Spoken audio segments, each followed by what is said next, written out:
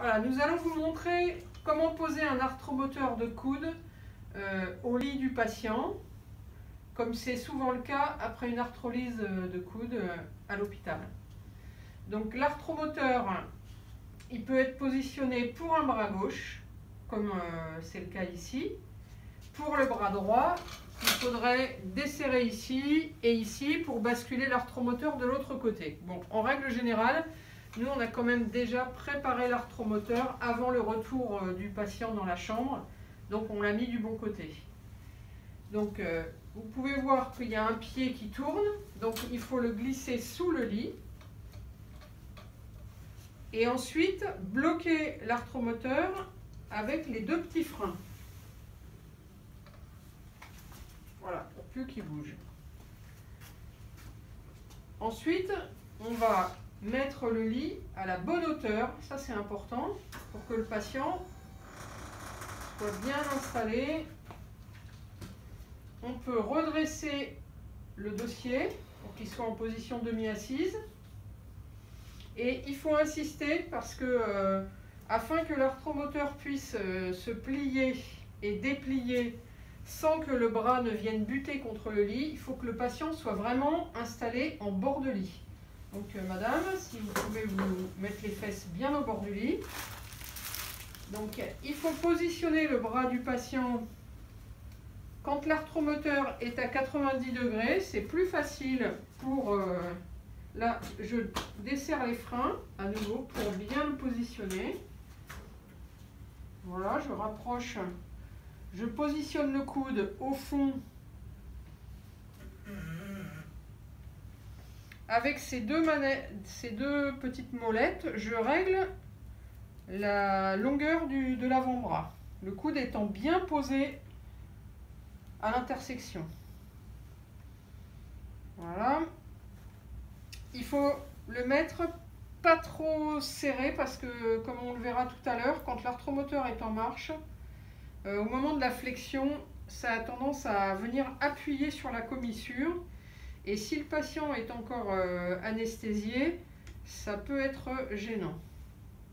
Bon, aujourd'hui, on ne vous montrera pas le système de pronosupination parce que c'est un petit peu plus compliqué de l'installer.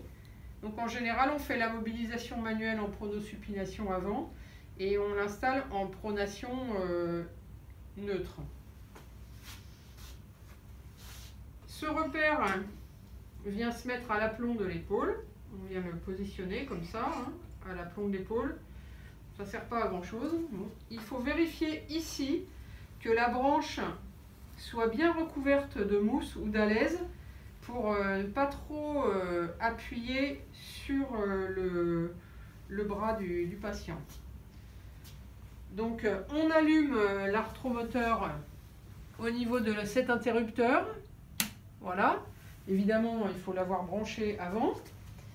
Et ensuite on a le petit interrupteur qui permet avec un appui de démarrer le mouvement. Un appui l'arrête, un autre appui repart en sens inverse. On peut l'expliquer au patient qui va s'en servir pour faire un échauffement progressif au début.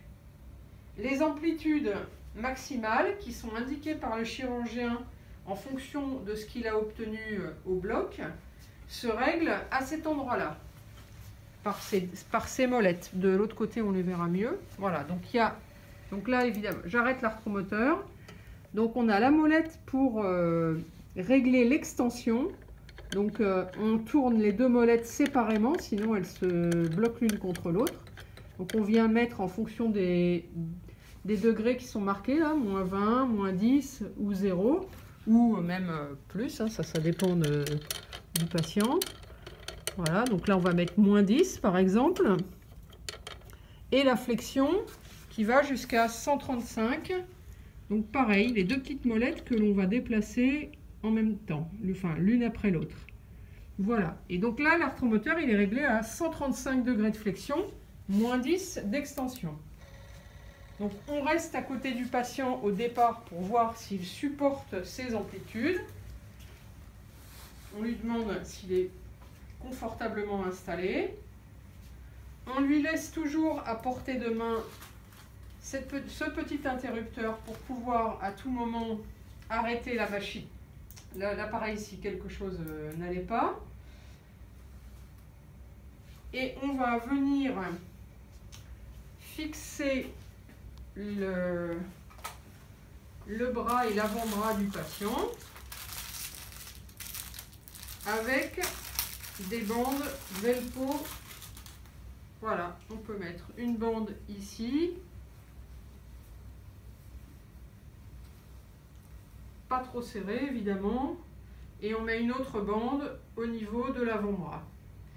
Parfois, quand les patients remontent avec un cathéter pour une anesthésie loco-régionale et que la main ne peut vraiment pas tenir la poignée, on peut rajouter une bande ici qui va maintenir la main.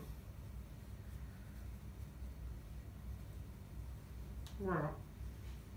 Donc la durée de pause de l'arthromoteur en post-opératoire immédiat sur les arthrolyses, c'est indiqué par le chirurgien. En général, c'est toute la journée et on enlève l'arthromoteur au patient après le repas et on lui remet le lendemain matin au réveil le plus tôt possible pour lui laisser juste un temps de la nuit pour dormir.